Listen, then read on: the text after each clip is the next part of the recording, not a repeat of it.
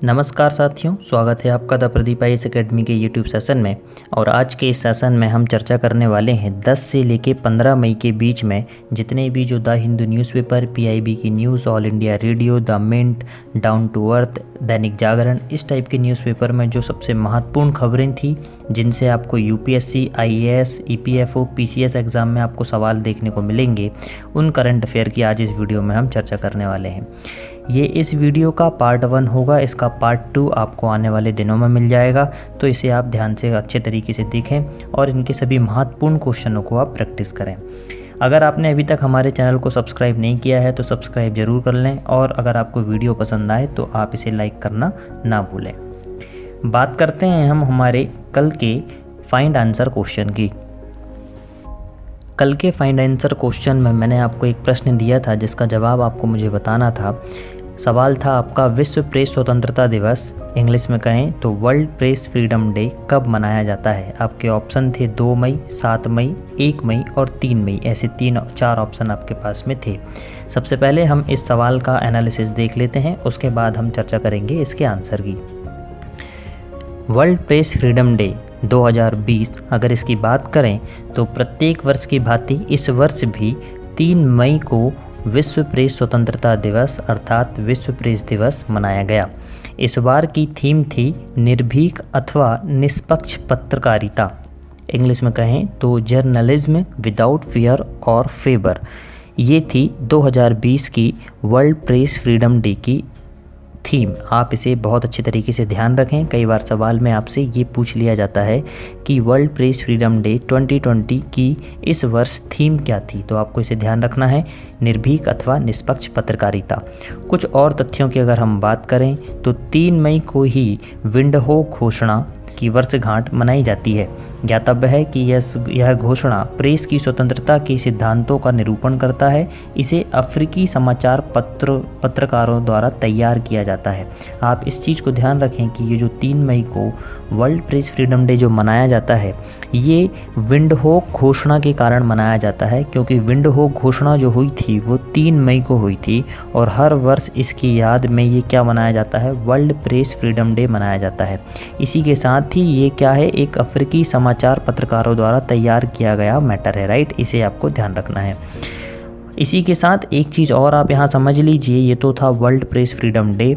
एक चीज़ और होती है यहाँ पे, वर्ल्ड प्रेस फ्रीडम कॉन्फ्रेंस, जो कि हाल ही में अभी हुई है, तो इससे संबंधित कुछ तथ्य भी आप यहाँ पे जान लीजिए। 1993 से प्रत्येक वर्ष प्रेस स्वतंत्रता पर एक वैश्विक सम्मेलन आयोजित होता रहा है। इस बार यह आयोजन नीदरलैंड द्वारा आयोजित हो रहा है, परंतु इस बार कोविड-19 के कारण इसकी तिथि आगे बढ़ाकर अक्टूबर 18 से 20 कर दी गई है। ये चीज़ भी आपको ध्यान में रखना है, क्योंकि कई बार सवाल आपसे वर्ल्ड प्रेस फ्रीडम कॉन्फ्रेंस को लेके पूछ सकता है, जिसमें आपके option world press freedom day के हो सकते हैं। तो आप इसे अच्छे तरीके से समझें कि कॉन्फ्रेंस वाले आपके जो ऑप्शंस होंगे वो अलग होंगे, जबकि प्रेस फ्रीडम डे के जो ऑप्शन होंगे वो थोड़े से आपके अलग होंगे। ये चीज़ आपको याद रखना है। तो आते हैं हम हमारे सवाल की ओर। सवाल ने जैसा कि हमसे पूछा था, विश्व प्रेस स्वतंत्रता दिवस कब मनाया जाता है, तो आपको इसका आंसर आसानी से पता चल गया होगा कि 3 मई के दिन इसे क्या मनाया जाता है, विश्व प्रेस फ्रीडम दिवस मनाया जाता है। और ये क्यों मनाया जाता है ये आपको पता होना चाहिए। विंडहोक एक घोषणा है, विंडहोक डिक्लेरेशन, जो कि हुई थी, अमेरिकी समाचार पत्रकारों द्वारा प्रकाशित किया जाता है, इसकी वर्षगांठ में इसे मनाया जाता है। बात करते हैं हम आज के हमारे पहले सवाल की, जो कि 10 से लेकर 15 मई के बीच में चर्चा में बने रहे। प्रश्न क्रमांक पहला, निम्न में से कौन से कथन गोपाल कृष्ण गोखले के विषय में असत्य हैं। आपको असत्य कथन बताना है। पहला कथन है, इन्हें भारत का ग्लैडस्टोन कहा जाता है। कथन नंबर दूसरा, इन्होंने वर्ष 1907 में कांग्रेस के सूरत अधिवेशन में अध्यक्षता की थी। कथन नंबर तीसरा, 1907 में ही सर्वेंट्स ऑफ इंडिया सोसाइटी की स्थापना की। कथन नंबर चौथा, इन्होंने द हितवाद नामक साप्ताहिक समाचार पत्र प्रारंभ किया। आपके ऑप्शन हैं, ऑप्शन नंबर ए केवल 1, ऑप्शन नंबर बी केवल 1 और 4, ऑप्शन नंबर सी केवल 2 और 3, या उपरोक्त में से कोई भी नहीं, ये आपको बताना है। सबसे पहले हम देख लेते हैं इस प्रश्न का एनालिसिस, उसके बाद हम जानेंगे इसके आंसर के बारे में। ये जो तस्वीर आप देख रहे हैं ये गोपाल कृष्ण गोखले की तस्वीर है, ताकि आपको ये इमेजिनेशन के रूप में याद रहे। कुछ कथनात्मक तथ्यों की अगर हम बात करें तो प्रधानमंत्री श्री नरेंद्र मोदी ने गोपाल कृष्ण गोखले को उनकी जयंती पर श्रद्धांजलि अर्पित किया था। हाल ही में गोपाल कृष्ण गोखले की जयंती मनाई गई है, इसी कारण से ये न्यूज़पेपर में चर्चा का विषय आपके लिए बन गया था। गोपाल कृष्ण गोखले अगर इनके जन्म की बात करें तो 9 मई 1866 को 9 मई को इनका जन्म हुआ था। अगर सन की हम बात करें तो 1866 में इनका जन्म हुआ, जबकि इनकी जो मृत्यु हुई थी, इनकी मृत्यु हुई थी 19 फरवरी को इनकी मृत्यु हुई थी। अगर सन की हम बात करें तो 1915 में इनकी मृत्यु हुई थी। आप इसे ऐसे भी याद रख सकते हैं, 19 मई 1866 से लेके फरवरी 1915 तक इनका क्या रहा, जीवन काल रहा। यह भारत के एक स्वतंत्रता सेनानी, समाजसेवी, विचारक एवं सुधारक भी थे। महादेव गोविंद रानडे के शिष्य गोपाल कृष्ण गोखले को वित्तीय मामले की गजब की समझ थी और उस पर अधिकारपूर्वक वह बहस करने की क्षमता भी रखते थे। इसलिए उन्हें भारत का ग्लैडस्टोन कहा जाता है। जैसा कि मैंने आपको बताया कि इन्हें ग्लैडस्टोन कहा जाता है और क्यों कहा जाता है ये भी आपको समझ में आया होगा। गोपाल कृष्ण गोखले जी भारतीय राष्ट्रीय कांग्रेस में सबसे प्रसिद्ध नरमपंथी नेता थे। ये भी आपके लिए एक इम्पॉर्टेंट चीज़ है कि गोपाल कृष्ण गोखले जो नेता होते हैं, एक नरमपंथी नेता होते हैं, एक गरमपंथी नेता होते हैं, नरम दल और गरम दल। उसमें से ये जो नेता थे ये नरम दल के नेता थे, नरमपंथी नेता थे। इसके अतिरिक्त यहाँ तक कि महात्मा गांधी स्वयं उन्हें अपना राजनीतिक गुरु भी मानते थे। महात्मा गांधी ने गोपाल कृष्ण गोखले पर गुजराती भाषा में एक पुस्तक जिसका नाम है धर्मात्मा गोखले भी लिखा था। कई बार आपसे ये सवाल ऐसा पूछ लिया जाता है कि धर्मात्मा गोखले किताब किसने लिखी है, तो पहली बात इसका जो आंसर होगा वो होगा आपका महात्मा गांधी। और ये किसके ऊपर लिखी गई किताब है, ये गोपाल कृष्ण गोखले के ऊपर लिखी गई किताब है। एक बात ये। दूसरी बात ये कि इनका राजनीतिक गुरु इन्होंने किसे माना था, गोपाल कृष्ण गोखले को महात्मा गांधी ने अपना राजनीतिक गुरु भी माना था। ये कुछ तथ्यात्मक फैक्चुअल डेटा आपको याद रखना है। इसके अलावा गोखले ने वर्ष 1889 में भारतीय राष्ट्रीय कांग्रेस के सदस्य बने और एक प्रमुख समाज सुधारक महादेव गोविंद रानडे के प्रभाव में आए। वर्ष 1905 में भारतीय राष्ट्रीय कांग्रेस के बनारस अधिवेशन के लिए गोखले को अध्यक्ष पद के लिए चुना गया। याद रखें 1905 में कांग्रेस का अधिवेशन हुआ था जिसका नाम था बनारस अधिवेशन। इस बनारस अधिवेशन में 1905 में गोपाल कृष्ण गोखले ने क्या की थी, अध्यक्षता की थी। ये आपको याद रखना है। इसके अलावा जब इन्हें अध्यक्ष बनाया गया था उस समय की बात है जब लाला लाजपत राय और बाल गंगाधर तिलक के नेतृत्व में नरमपंथियों और अतिवादियों के समूह में मतभेद पैदा हो गया था और वर्ष 1907 में कांग्रेस के सूरत अधिवेशन में दोनों गुट पृथक हो गए थे। यहाँ से एक जानकारी आपको ये मिलती है कि वर्ष 1907 में जो अधिवेशन हुआ था उसका नाम था सूरत अधिवेशन। ठीक है, कांग्रेस का जो अधिवेशन हुआ था वो अधिवेशन हुआ था सूरत अधिवेशन। और इसी अधिवेशन में कांग्रेस 2 दल में बढ़ गई थी, जिसमें से एक था नरम दल और एक था गरम दल। नरम दल के नेता और गरम दल के नेता, मतलब आप इसे ऐसे कह सकते हैं कि उदारवादी नेता एक और एक उग्रवादी नेता, ऐसे आप इन दोनों को याद रख सकते हैं। ठीक है, तो ये आपको यहाँ पे ये चीज़ें ध्यान रखना है। इसके अलावा वर्ष 1899 से लेकर 1902 के दौरान ये बॉम्बे विधान परिषद के सदस्य भी थे और वर्ष 1902 से लेकर 1915 तक इंपीरियल लेजिस्लेटिव काउंसिल में इन्होंने कार्य भी किया था। गोखले ने वर्ष 1909 में मार्ले मिंटो सुधार को तैयार करने में महत्वपूर्ण भूमिका भी निभाई थी, जबकि शिक्षा एवं समाज सुधारक के रूप में उनकी भूमिका चरित्र निर्माण की आवश्यकता से पूर्णतः सहमत होकर उन्होंने 1905 में सर्वेंट्स ऑफ इंडिया सोसाइटी की स्थापना की ताकि नौजवानों को सार्वजनिक जीवन के लिए प्रशिक्षित किया जा सके। सर्वेंट्स ऑफ इंडिया सोसाइटी की स्थापना गोपाल कृष्ण गोखले द्वारा किया गया 1905 में। ये आपको ध्यान रखना है, सर्वेंट्स ऑफ इंडिया सोसाइटी जिसकी स्थापना गोपाल कृष्ण गोखले ने 1905 में की थी। साथ ही साथ 1909 के मार्ले मिंटो सुधार एक्ट में इन्होंने अपनी महत्वपूर्ण भूमिका भी निभाई थी। इसके अलावा साल 1908 में गोखले ने रानडे इंस्टीट्यूट ऑफ इकोनॉमिक्स की स्थापना भी की थी उनके द्वारा अंग्रेजी साप्ताहिक समाचार पत्र द हितवाद भी प्रारंभ किया गया था। ये द हितवाद जो समाचार पत्र आता था, जो कि एक अंग्रेजी अखबार था, ये अखबार भी किसके द्वारा लाया गया? ये गोपाल कृष्ण गोखले के द्वारा लाया गया।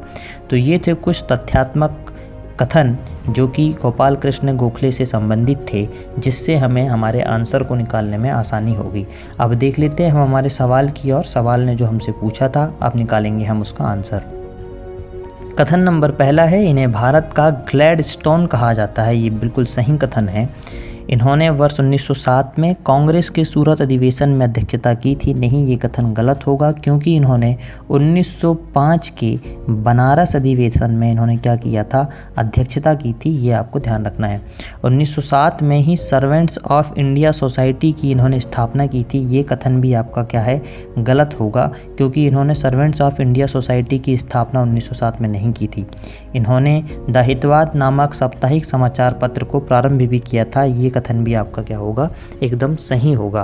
तो आपको यहाँ पे ध्यान रखना है कि आपसे असत्य कथन पूछा गया है शायद। हाँ, असत्य कथन आपसे पूछा गया है, इसलिए आपका पहला कथन और चौथा कथन सही है, जबकि दूसरा और तीसरा कथन आपका गलत है। इसलिए आपका जो सही आंसर होगा वो ऑप्शन नंबर सी आपका एकदम सही आंसर होगा। बढ़ते हैं हम आज के हमारे अगले सवाल की ओर। प्रश्न क्रमांक दूसरा, वैश्विक ऊर्जा रूपांतरण सूचकांक कौन जारी करता है? विश्व आर्थिक मंच, वर्ल्ड बैंक, विश्व व्यापार संगठन, ऊर्जा मंत्रालय। ये आपके 4 ऑप्शन हैं। आपको इनमें से ये बताना है कि वैश्विक ऊर्जा रूपांतरण सूचकांक कौन जारी करता है। सबसे पहले हम इसका एनालिसिस देखेंगे, उसके बाद हम आएंगे सवाल की ओर। विश्व आर्थिक मंच ने हाल ही में अपना वैश्विक ऊर्जा रूपांतरण सूचकांक प्रकाशित किया है, जिसे इंग्लिश में एनर्जी ट्रांजिशन इंडेक्स 2020 कहा जाता है। इसे प्रकाशित करने वाली संस्था है विश्व आर्थिक मंच। ये आपको याद होना चाहिए। यह सूचकांक प्रत्येक वर्ष प्रकाशित होता है और इसमें 115 अर्थव्यवस्थाओं को रैंकिंग इस आधार पर दी जाती है कि वे ऊर्जा सुरक्षा और पर्यावरण सततता एवं सुलभता को कितना संतुलित रखती हैं। इस सूचकांक में किसी देश की ऊर्जा प्रणाली की वर्तमान स्थिति के साथ साथ भविष्य की ऊर्जा विषयक आवश्यकताओं को अंगीकृत करने के लिए उनकी अवसंरचनात्मक तैयारी पर विचार किया जाता है। स्वीडन ने लगातार इस सूचकांक में तीसरे वर्ष अपना पहला स्थान बरकरार रखा है। मतलब पिछले 3 साल से स्वीडन इस पूरे इंडेक्स में पहले स्थान पे बना हुआ है, जबकि इसके पश्चात स्विट्ज़रलैंड और फिनलैंड का स्थान आता है। अगर हम कुछ रैंकिंग की बात करें तो पहले नंबर रैंकिंग में है आपका क्या? स्वीडन। इसके अलावा दूसरे नंबर रैंकिंग में जो आता है वो आता है आपका स्विट्ज़रलैंड। इसके अलावा तीसरे स्थान पे है आपका क्या? फिनलैंड। ये आपको तीनों शुरुआत के 3 आपको तो याद होना चाहिए। इसके अलावा अगर हम कुछ और बात करें तो फ्रांस को इस इंडेक्स में 8वां स्थान दिया गया है, जबकि यूनाइटेड किंगडम इस इंडेक्स में 7वें स्थान पर है। अगर शीर्ष 10 देशों की अगर हम बात करें तो उसमें से G20 देशों में मात्र फ्रांस और यूनाइटेड किंगडम ही 2 ऐसे देश हैं जो कि G20 देश में शामिल होते हैं। रैंकिंग के अनुसार अगर भारत की हम कंडीशन देखें तो भारत को इस इंडेक्स में 74वां स्थान प्राप्त हुआ है, जबकि इस रैंकिंग के अनुसार भारत और चीन दुनिया में मांग के उभरते हुए केंद्र भी बताए गए हैं। इस प्रतिवेदन के अनुसार 75% देशों ने अपनी पर्यावरणीय स्थिरता में सुधार किया है। अगर हम बात करें यहाँ पे इंडिया की, तो इस इंडेक्स में इंडिया को 74वां स्थान मिला है। रैंकिंग 74 भी आई हुई है। अगर पहले नंबर रैंकिंग की अगर हम बात करें तो स्वीडन इसमें पहले नंबर पे है, जबकि दूसरे स्विट्ज़रलैंड और तीसरे में फिनलैंड है। अब हम आते हैं सवाल की ओर। सवाल ने जो हमसे पूछा था उसके बारे में जान लेते हैं। विश्व ऊर्जा रूपांतरण सूचकांक कौन जारी करता है? आपने देखा होगा एनालिसिस में, आपको समझ में आया होगा। विश्व आर्थिक मंच ने इस सूचकांक को जारी किया है और ये प्रतिवर्ष जारी होने वाला एक सूचकांक है। अगले सवाल की ओर बढ़ने से पहले हम सबसे पहले जान लेते हैं वर्ल्ड इकोनॉमिक फोरम के बारे में, क्योंकि ये अभी हाल ही में चर्चा में रहा है, तो इससे संबंधित कुछ सवाल आपसे पूछे जा सकते हैं।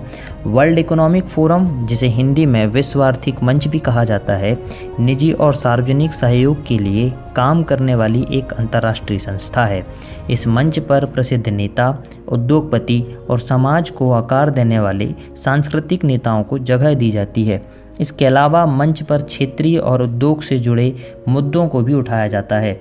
विश्व आर्थिक मंच की शुरुआत एक गैर लाभकारी संस्था के तौर पर साल 1971 जनवरी माह में की गई थी। ये आपके लिए याद रखने वाली चीज़ है कि यह एक गैर सरकारी गैर लाभकारी या गैर सरकारी संस्था है जिसकी स्थापना की गई थी 1971 जनवरी माह में। इसकी क्या की गई थी? स्थापना की गई थी। ये आपको याद रखना है। अगर हम इसके मुख्यालय की बात करें तो स्विट्ज़रलैंड के जेनेवा शहर में इसका मुख्यालय पाया जाता है। इसी के साथ ही यह एक स्वतंत्र संस्था है जो निष्पक्ष होकर दुनिया के विशेष हितों के लिए कार्य करती है। यह मंच दुनिया की सभी सरकारों के मानकों पर खड़े उतरने के लिए उद्योग लाने के लिए प्रयास करता है, लेकिन इसमें आम लोगों के हितों का भी ख्याल रखा जाता है। तो ये कुछ जानकारी थी वर्ल्ड इकोनॉमिक फोरम से संबंधित। ये आपको पता होना चाहिए, जैसे कि इसकी स्थापना, जैसे कि इसका मुख्यालय और ये कैसी संस्था है। ये तीनों तथ्य आपको पता होना चाहिए जो कि आपको एनालिसिस में मिल गया होगा। इसी के साथ ही अगर हम कुछ और इंडेक्स या कुछ और रिपोर्ट की बात करें जो कि वर्ल्ड इकोनॉमिक फोरम द्वारा जारी किया जाता है, तो उनमें से है एंगेजिंग टुमारो कंज्यूमर रिपोर्ट, जो कि वर्ल्ड इकोनॉमिक फोरम द्वारा तैयार किया जाता है और जारी किया जाता है। Inclusive growth and development report, environmental performance index, global competitive index, global energy architecture performance index, global gender gap report, global information technology report, human capital report, inclusive growth and development report, outlook on global agenda, the global risk report, travel and tourism competitiveness report. ऐसी कुछ report जो world economic forum द्वारा जारी किया जाता है, ये उनके नाम हैं। ये सभी आपको पता होना चाहिए कि ये वर्ल्ड इकोनॉमिक फोरम द्वारा जारी किया जाता है। इसके साथ हम बढ़ते हैं हमारे अगले सवाल की ओर। आज का प्रश्न क्रमांक 3 है, राष्ट्रीय प्रौद्योगिकी दिवस कब मनाया जाता है? आपके ऑप्शन हैं 7 मई, ऑप्शन नंबर बी 9 मई, ऑप्शन नंबर सी 11 मई, ऑप्शन नंबर डी 18 मई। भारत में हर साल 11 मई को राष्ट्रीय प्रौद्योगिकी दिवस के रूप में मनाया जाता है। तो आपको याद रखना चाहिए कि 11 मई के दिन हम क्या मनाते हैं? नेशनल टेक्नोलॉजी डे, जिसे हिंदी में राष्ट्रीय प्रौद्योगिकी दिवस भी कहा जाता है। यह दिन भारत की विज्ञान में दक्षता एवं प्रौद्योगिकी में विकास को दर्शाता है। इस दिन राष्ट्र गौरव के साथ साथ देश अपने वैज्ञानिकों की उपलब्धियों को भी याद करता है। यह दिवस 1999 से लगातार प्रत्येक वर्ष मनाया जाता है। आप इस चीज़ को ध्यान रख सकते हैं कि 1999 में सबसे पहली बार नेशनल टेक्नोलॉजी डे मनाया गया था, तब से ये लगातार प्रत्येक वर्ष मनाया जाता है। इस बार इस वर्ष की थीम थी विज्ञान लोगों के लिए और लोग विज्ञान के लिए। ये थीम को आपको याद रखना चाहिए, ये कई बार आपसे सवालों में पूछी जा सकती है। तो इस वर्ष नेशनल टेक्नोलॉजी डे की थीम थी विज्ञान लोगों के लिए और लोग विज्ञान के लिए। इस आयोजन के लिए 11 मई इसलिए चुना गया था कि तिथि को 1998 में भारत ने 3 अणु बमों का राजस्थान के पोखरण में विस्फोट किया था। इसके अतिरिक्त उसी दिन बेंगलोर में भारत के पहले स्वदेशी वायुयान जिसका नाम था हंस 3 का भी परीक्षण किया गया था। साथ ही साथ त्रिशूल नामक छोटी दूरी के मारक मिसाइल का भी यहाँ पे परीक्षण हुआ था। यह दिवस हमारी ताकत, कमजोरियों, लक्ष्य के विचार मंथन के लिए मनाया जाता है, जिससे प्रौद्योगिकी के क्षेत्र में हमें देश की दशा और दिशा का सही ज्ञान हो सके। ये था हमारे सवाल से संबंधित कुछ महत्वपूर्ण तथ्य। अब सवाल देख लेते हैं। राष्ट्रीय प्रौद्योगिकी दिवस कब मनाया जाता है? तो एनालिसिस के हिसाब से आपने देखा होगा कि राष्ट्रीय प्रौद्योगिकी दिवस हर वर्ष 11 मई को मनाया जाता है और यह पहली बार 1999 से मनाया जा रहा है, जबकि 1998 में भारत ने पहली बार अपने अणु परीक्षणों को किया था राजस्थान के पोखरण में। उसी की याद से ये मनाया जाता है। तो ये कुछ इम्पॉर्टेंट तथ्य आपको ध्यान रखने चाहिए। बढ़ते हैं हम हमारे अगले सवाल की ओर। आज का सवाल नंबर 4, हाल ही में चर्चा में रहा नाकुला, दरअसल ये नाथुला भी हो सकता है। नाकुला या नाथुला दोनों इस नाम को आपको ध्यान रखना है। ये नाथुला भी हो सकता है, ठीक है, नाथुला। ये दोनों नाम इसके आपको कहीं नाकुला भी देखने को मिलेगा, कहीं नाथुला भी आपको देखने को मिलेगा। हाल ही में चर्चा में रहा नाकुला क्या है? यह 4350 मीटर ऊंची एक झील है जो भारत से लेकर चीन तक फैली हुई है। कथन नंबर दूसरा, यह सिक्किम का एक वार्षिक त्यौहार है। कथन नंबर तीसरा, यह सिक्किम की एक जनजाति है। कथन नंबर चौथा, यह सिक्किम के स्थित एक दर्रा है जो समुद्र तल से 5000 मीटर से भी अधिक ऊंचाई पर है। ये जो तस्वीर आप देख रहे हैं ये नाथुला दर्रा की है जो कि सिक्किम में है, और अगर आप इसे मैप के माध्यम से समझें तो ये वाला जो स्थान आप देख रहे हैं ये नाकुला आपका दर्रा है। इसी को लेके अभी न्यूज़ में चर्चा बनी हुई थी। देख लेते हैं कुछ इम्पोर्टेंट तथ्य और ये न्यूज़ में क्यों बना था, इससे संबंधित कुछ जानकारी हम समझ लेते हैं। पिछले दिनों वास्तविक नियंत्रण रेखा, जिसे इंग्लिश में line of actual control LAC भी कहा जाता है, पर भारत और चीन के सैनिकों में झगड़ा हुआ, जिसमें एक चीनी सैनिक के मुंह पर भारतीय सैन्य अधिकारी ने घूंसा जड़ दिया था। बाद में चीन बीच बचाव करने के मामले में सुलझाया गया। ये घटनाएं नाथुला दर्रा, जिसे हम नाथुला भी कहते हैं, क्षेत्र में और लद्दाख की झील जिसका नाम पागोंग सो के निकट स्थित विवादित स्थान पर घटी। सेना ने इन घटनाओं को क्षणिक झड़प बताते हुए सूचित किया कि झगड़े को स्थानीय कमांडरों ने सैन्य प्रोटोकॉल के अनुसार बातचीत और फ्लैग बैठक के माध्यम से सुलझा लिया है। ये कुछ ऐसी घटनाएं अभी नाथुला और पांगोंग सो के बीच में घटी। इस कारण से ये अभी हाल ही में दोनों क्षेत्र चर्चा के विषय बने हुए हैं और इनसे आपके आने वाले एग्ज़ाम में कुछ ना कुछ क्वेश्चंस आपको देखने को ज़रूर मिलेंगे। कुछ और तथ्यों के बारे में हम इसमें जानते हैं कि नाथुला हिमालय का एक पहाड़ी दर्रा है जो भारत के सिक्किम राज्य और दक्षिण तिब्बत में चुम्बी घाटी को जोड़ता है। ये आपको पता चला होगा कि ये सिक्किम के क्षेत्र में एक दर्रा है जो कि क्या करता है, सिक्किम राज्य और दक्षिण तिब्बत मतलब चाइना के क्षेत्र में चुम्बी घाटी को जोड़ता है।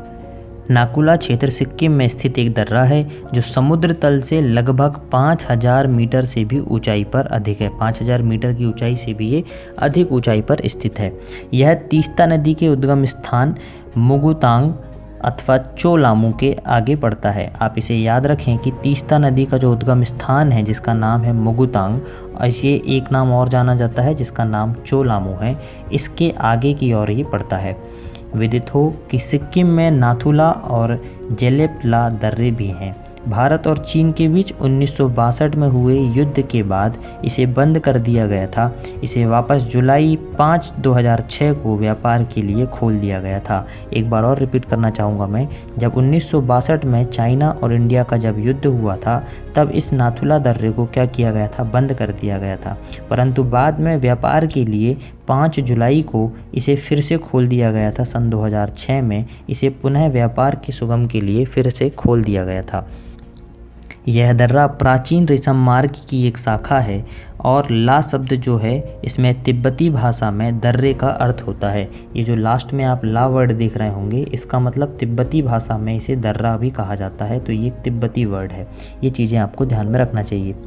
अब हम सवाल की ओर आते हैं कि सवाल ने जो हमसे पूछा उसमें हम क्या आंसर निकलेगा। सवाल था आपका नाकुला दर्रे के बारे में, तो आप कथन नंबर देखेंगे। पहला, यह 4350 मीटर ऊंची एक झील है जो भारत से लेकर चीन तक फैली हुई है। ये गलत कथन होगा क्योंकि ये एक झील नहीं है। यह सिक्किम का एक वार्षिक त्यौहार है, ये भी गलत कथन होगा। यह सिक्किम की एक जनजाति है, यह भी गलत होगा। यह सिक्किम में स्थित एक दर्रा है जो समुद्र तल से 5000 मीटर से अधिक ऊंचाई पर है, यह एकदम सही कथन होगा हमारे इस सवाल का। तो ऑप्शन नंबर डी इसका सही जवाब होगा कि यह सिक्किम में स्थित एक दर्रा है जो समुद्र तल से 5000 मीटर से अधिक ऊंचाई पर है। इसी के साथ हम जान लेते हैं सिक्किम राज्य के बारे में, जो कि अभी हाल ही में चर्चा में आ गया है। तो सिक्किम से जुड़ी कुछ इंपॉर्टेंट तथ्य आपको जान लेना चाहिए। ये जो मैप आप देख रहे हैं ये आपके सिक्किम राज्य का मैप है जो कि भारत का एक राज्य है। अगर सिक्किम के बारे में हम बात करें तो भारत के नक्शे में अगर आप इसे गौर से देखेंगे तो ये भारत के नक्शे में इस वाले क्षेत्र में आपको देखने को मिलेगा। ये जो रेड वाला क्षेत्र आप देख रहे हैं ये सिक्किम राज्य है। अगर इसे आप जूम आउट करके देखेंगे तो ये आपको इस तरीके से आपको कुछ देखने को मिलेगा, ये जो कि आपके यहाँ पे बना हुआ है। आप इसे गौर से देखेंगे तो आपको बहुत सारी जानकारी यहाँ पे समझ में आएगी। कुछ बात कर लेते हैं कुछ इंपॉर्टेंट तथ्य की सिक्किम राज्य से संबंधित। सिक्किम भारत के पूर्वोत्तर भाग में स्थित एक पर्वतीय राज्य है। अंगूठे के आकार का यह राज्य पश्चिम में नेपाल, अगर हम मैप को देखें तो पश्चिम में ये नेपाल की ओर, सिक्किम के पश्चिम में ये नेपाल की ओर उत्तर की ओर अगर हम जाएंगे, उत्तर और पूर्व में चीन से घिरा हुआ है। ये चीन आप उत्तर में देख रहे हैं।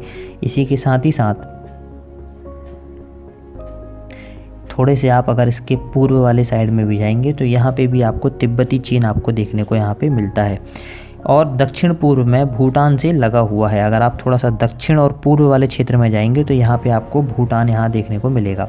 इसी के साथ भारत का पश्चिम बंगाल वाला क्षेत्र इसके दक्षिण में स्थित है, ये आपको पता होना चाहिए। इस हिसाब से सिक्किम भारत का एक ऐसा राज्य है जो 3 इंटरनेशनल बॉर्डर बनाता है, जिसमें से नेपाल, चाइना और भूटान ऐसे 3 इंटरनेशनल बॉर्डर हैं, जबकि इंडिया बॉर्डर में ये सिर्फ वेस्ट बंगाल से अपनी सीमा साझा करता है। अगर हम यहाँ की राजभाषा की बात करें तो अंग्रेजी, गोरखा खस भाषा, लेप्चा, भूटिया, लिम्बू तथा हिंदी यहाँ की आधिकारिक भाषाएं हैं, परंतु लिखित व्यवहार में अंग्रेजी का ही यहाँ पे अधिकतर यूज़ किया जाता है। हिंदू तथा वज्रयान बौद्ध धर्म सिक्किम के प्रमुख धर्म है। अगर आपसे सवाल पूछ ले कि सिक्किम का प्रमुख धर्म क्या है तो आपका आंसर सही होगा, बौद्ध धर्म यहाँ का प्रमुख धर्म होगा। गंगटोक यहाँ की राजधानी है और यहाँ का सबसे प्रसिद्ध शहर भी है। अगर कुछ और तथ्यों की बात करें तो सिक्किम राज्य का गठन 10 अप्रैल 1975 को किया गया था और वर्तमान में यहाँ के जो राज्यपाल हैं उनका नाम है गंगा प्रसाद, जिनकी आप ये तस्वीर देख रहे हैं, ये वर्तमान में सिक्किम के राज्यपाल हैं। जबकि मुख्यमंत्री जिनकी आप ये तस्वीर देख रहे हैं अभी वर्तमान में प्रेम सिंह तमांग हैं।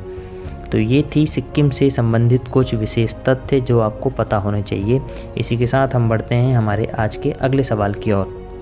प्रश्न क्रमांक 5, हल्दी घाटी का युद्ध कब हुआ था? आपका ऑप्शन है जून 1676, ऑप्शन नंबर बी जून 1476, ऑप्शन नंबर सी जून 1571, ऑप्शन नंबर डी जून 1576। देश भर में 9 मई को महाराणा प्रताप जयंती मनाई गई। यह भी चर्चा में इसलिए है हल्दी घाटी का युद्ध क्योंकि 9 मई को अभी हाल ही में महाराणा प्रताप की जयंती मनाई गई और महाराणा प्रताप द्वारा हल्दी घाटी का युद्ध लड़ा गया था, इसलिए यह भी हाल में चर्चा में बन गया है। तो इससे संबंधित सवाल आपके पेपर में आपको देखने को मिलेंगे, इसलिए ये आपके करंट बुलेटिन में शामिल किया गया है। महान योद्धा महाराणा प्रताप का जन्म 9 मई 1950 को राजस्थान राज्य के मेवाड़ के राजपूत परिवार में हुआ था। इनके पिता का नाम राणा उदय सिंह था और माता का नाम जयवंता बाई था। इनके 2 पुत्र थे, अमर सिंह और भगवान दास। महान योद्धा महाराणा प्रताप सिंह जिस घोड़े पर सवारी करते थे उसका नाम चेतक था। 1976 में अकबर की 8000 सैनिकों ने एक साथ युद्ध का शंखनाद किया, जिसका नेतृत्व राजा मान सिंह कर रहे थे। वहीं महाराणा प्रताप को अफगानी राजाओं का समर्थन प्राप्त था। इस युद्ध में प्रताप का घोड़ा चेतक बुरी तरह से घायल हो गया था और 21 जून 1576 को नदी को पार करने के बाद उसकी मृत्यु हो गई थी। इस युद्ध के बाद महाराणा प्रताप जंगल में ही रहने लगे थे और इसी अंतराल में 29 जनवरी 1597 को लगभग 57 वर्ष की उम्र में उनकी मृत्यु हो चुकी थी। हल्दी घाटी के युद्ध की अगर हम बात करें तो हल्दी घाटी का युद्ध 18 जून 1576 को मेवाड़ के महाराणा प्रताप का समर्थन करने वाले घुड़सवारों और धनुर्धारियों और मुगल सम्राट अकबर की सेना के बीच लड़ा गया था, जिसका नेतृत्व आमेर के राजा मानसिंह प्रथम ने किया था। इस युद्ध में महाराणा प्रताप को मुख्य रूप से भील जनजाति का भी सहयोग मिला था। राजस्थान विश्वविद्यालय के उदयपुर में मीरा कन्या महाविद्यालय के प्रोफेसर और इतिहासकार डॉक्टर चंद्रशेखर शर्मा ने एक रिसर्च में प्रस्तुत किया है कि महाराणा प्रताप के समकालीन ताम्रपत्रों के आधार पर बताते हुए डॉक्टर शर्मा ने हल्दी घाटी के युद्ध में प्रताप की जीत का भी दावा किया है। ये इसलिए चर्चा में भी है क्योंकि हल्दी घाटी युद्ध का परिणामतः हर जगह आपको यही उल्लेख देखने को मिलेगा कि इस युद्ध का कोई परिणाम नहीं साबित हुआ था। ना तो इसमें राजा मानसिंह जीते थे, ना तो इसमें अकबर जीता था, ना इसमें महाराणा प्रताप जीते थे। इसका कोई परिणाम फाइनल रूप से नहीं देखा गया था। परंतु हाल ही में डॉक्टर चंद्रशेखर शर्मा ने इन तथ्यों की उजागर की है और उन्होंने ये बताया है कि इस युद्ध में महाराणा प्रताप को विजय हासिल हुई थी, क्योंकि डॉक्टर शर्मा के अनुसार 18 जून 1576 ईस्वी को हल्दी घाटी युद्ध मेवाड़ और मुगलों के बीच हुआ था। अभी तक यह युद्ध अनिर्णायक बताया गया है, लेकिन असल में इस युद्ध में महाराणा प्रताप ने ही जीत हासिल की थी। डॉक्टर शर्मा ने विजय को दर्शाने वाले प्रमाण को रजत विश्वविद्यालय में जमा भी करा दिए गए हैं। तो तो ये ऐसे कुछ तथ्य हैं हल्दी घाटी युद्ध से संबंधित। अगर कुछ तस्वीरों के माध्यम से हम इन्हें समझें तो ये जो तस्वीर आप देख रहे हैं ये है हल्दी घाटी युद्ध, जिसमें से आप महाराणा प्रताप और ये आप अकबर को यहाँ पे देख रहे होंगे, इन दोनों के बीच में लड़ा गया ये आपको युद्ध है। और ये जो आप तस्वीर देख रहे हैं महाराणा प्रताप के घोड़े जिसका नाम था चेतक, इस चेतक की मृत्यु का ये एक चलचित्र है जिसमें बताया गया था कि चेतक ने नदी पार करने के बाद अपनी मृत्यु हुई थी। चेतक की मृत्यु नदी को पार करने के बाद हुई थी। तो ये कुछ इम्पोर्टेंट तथ्य थे हल्दी घाटी और महाराणा प्रताप से संबंधित। अब हम आते हैं हमारे सवाल की ओर। सवाल बहुत ही आसान था, हल्दी घाटी का युद्ध कब हुआ था? तो आपका इसका सही आंसर होगा ऑप्शन नंबर डी, जून 1576। अगर हम डेट की बात करें तो 18 जून को ये युद्ध लड़ा गया था। 18 जून 1576 को ये युद्ध लड़ा गया, जबकि ये युद्ध 21 जून 1576 तक चला। तो कई दफ़ा आपसे ये चीज़ें आपको दोनों ऑप्शन में देखने को मिलेगा, इसलिए कभी इसकी डेट फाइनल रूप से नहीं बताई जाती कि ये 18 जून को था या 21 जून को था। सिर्फ जून 1576 इसका सही आंसर आप लगा सकते हैं। ना तो आप ये कह सकते हैं कि 18 जून को हुआ, ना तो आप 21 जून इसे कह सकते हैं। इसी के साथ बढ़ते हैं हम हमारे आज के फाइंड आंसर क्वेश्चन की ओर। देखते हैं क्या है आज का आपका होमवर्क का सवाल। आज का फाइंड आंसर का सवाल है आपका, भोपाल गैस त्रासदी कब हुई थी? आपका ऑप्शन है 3 दिसंबर 1984, ऑप्शन नंबर बी 3 दिसंबर 1983, ऑप्शन नंबर सी 3 दिसंबर 1985, ऑप्शन नंबर डी 3 दिसंबर 1982। इन चारों ऑप्शन को आप घर में जाके चेक करें और देखें कि भोपाल गैस त्रासदी कब हुई थी, और इससे संबंधित तथ्य आप हमें कमेंट बॉक्स में लिख के पहुंचाना ना भूलें, ताकि आपकी तैयारी एकदम चरम सीमा में रहे। अगर अभी तक आपने हमारे चैनल को सब्सक्राइब नहीं किया है तो आप इस चैनल को सब्सक्राइब कर लें। अगर आपको ये वीडियो, अगर आपको ये लेक्चर पसंद आते हैं तो आप इन्हें लाइक करें, आप इन वीडियो को शेयर कर सकते हैं और हमारा सपोर्ट कर सकते हैं। फिर मिलेंगे हम अगले सेशन में, तब तक आप बने रहें द प्रदीप IAS अकेडमी के साथ। बहुत बहुत धन्यवाद।